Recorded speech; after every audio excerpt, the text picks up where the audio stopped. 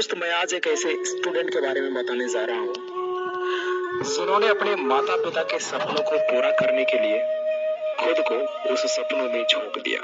और उनके पिताजी बहुत गरीब थे। वह एक छोटे से पेट्रोल पंप में पेट्रोल भरने का काम करते थे। दोस्त, दिन भर कड़ी धूप में पेट्रोल भरने का दर्द क्या होता है ये सिर्फ उनके पिताजी को पता था। इसलिए उनके पिताजी ये चाहते थे कि मेरा बेटा एक दिन जरूर मेरा नाम रोशन करे और जो आज मैं पेट्रोल भरने का काम कर रहा हूँ उसे छुटकारा मिल सके। वो चाहते थे कि हमारा बेटा बहुत बड़ा आदमी बने, क्योंकि यार ये हर पिता का सपना होता है कि उनका बेटा मुझसे ज्यादा हैसियत वाला हो, मुझसे ज्यादा बड़ा बने।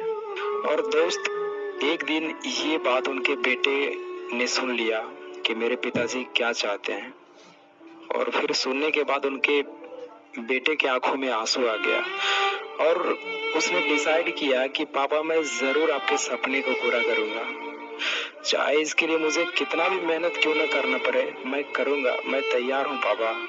उसके बाद वह लड़का सोचने लगा कि आखिर मैं क्या कर सकता हूँ जिससे मेरे पिताजी का नाम रोशन हो।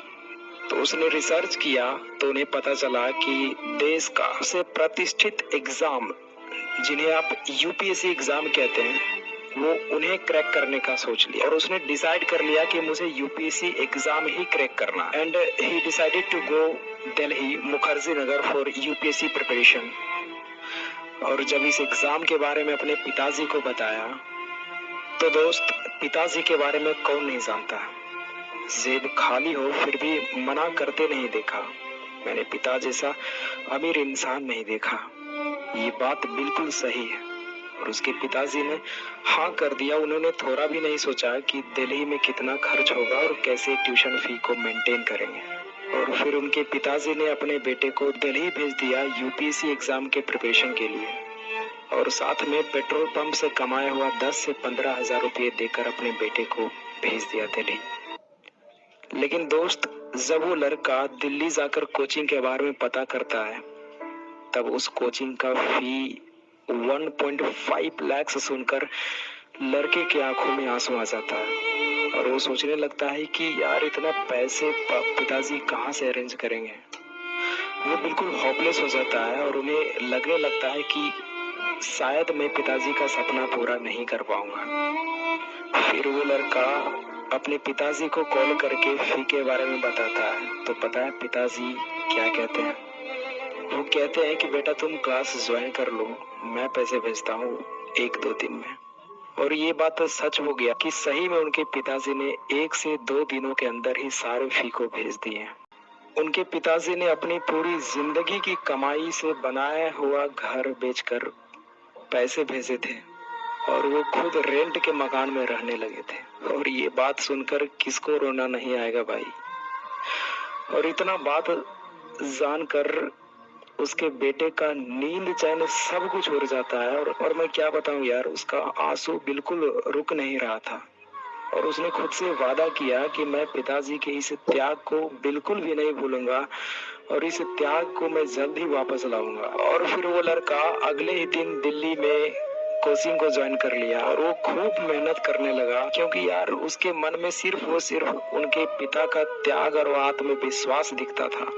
और पिता का अपने बेटे के प्रति इतना आत्मविश्वास वो टूटने नहीं देना चाहता था और यही त्याग उसका सबसे बड़ा मोटिवेशन बन गया। और दोस्त, फाइनली वह लड़का पहले ही अटेम्प्ट में प्री क्वालिफाई कर गया। और जब लड़का मेंस एग्जाम दिया और मेंस देकर जब घर वापस आया तब पता चला कि वो एग्जाम की तैयारी कर रहा था और उसकी माँ हॉस्पिटल में एडमिट थी। फिर वो लड़का अपनी माँ से पूछने लगा कि आपने मुझे बताया क्यों नहीं। तो यार पता है उसकी माँ ने क्या जवाब दी? बोली, बेटा उस दिन अगर मैं तुम्हें बता देती तो शायद तुम्हारा पढ़ाई ठीक से नहीं हो पाता और तुम्हारे पिताजी का इतना बड़ा त्याग असफल रह जाता और फिर तुम्हारे और तुम्हारे पिताजी के सपने कैसे पूरा होते। यार इतना बात सुनकर उसके बेटे फूट फूट कर रोने लगा और वो गॉड से प्रार्थना करने लगा कि हे भगवान, मेरा एग्जाम निकल जाए, मेरा एग्जाम निकल जाए। और दोस्त, अब वक्त आ गया था मेंस रिजल्ट आने का, और जैसे ही अपना रोल नंबर डालकर चेक किया तो दोस्त, लड़के के आंखें खुशी के आंसू से भर गया, क्योंकि उसका मेंस एग्जाम क्वालिफाई हो गया था। फिर उनके घर वाले पूरा खुश हो गए, और फिर कुछ दिन बाद इंटरव्यू हुआ, इंटरव्यू भी क्वालिफाई कर गया। और दोस्त, उनके घर वाले बहुत खुश थे कि मेरा बेटा सब एग्जाम को क्वालिफाई कर गया। और दोस्त, अब बारी आती है फाइनल रिजल्ट का। और दोस्त, किसी ने बड़ा सही कहा है कि जो लड़का मेहनत के साथ पढ़ाई करता है ना, उसका मेहनत कभी व्यर्थ नहीं जाता। और पता है, उसका जब रिजल्ट आया तो उसका रैंक ऑल ओवर इंडिया में 26 था, and he became an IAS officer with all India rank 26। और पता है उस लड़के का नाम क्या है? आप लोग तो सुने ही होंगे, प्रदीप सिंह आईएएस। और यार, उसके बाद उसके पिताजी की आंखों में खुशी के आंसू बहने लगा, जो हर स्टूडेंट का सपना होता है कि अपने अपने माता पिता की आंखों में खुशी का आंसू देखे। और दोस्त, ये एक छोटी सी स्टोरी के माध्यम से मैं आपको इंस्पायर करना चाहता था, जिससे आपको लगे कि अगर वो कर सकता है तो मैं क्यों नहीं।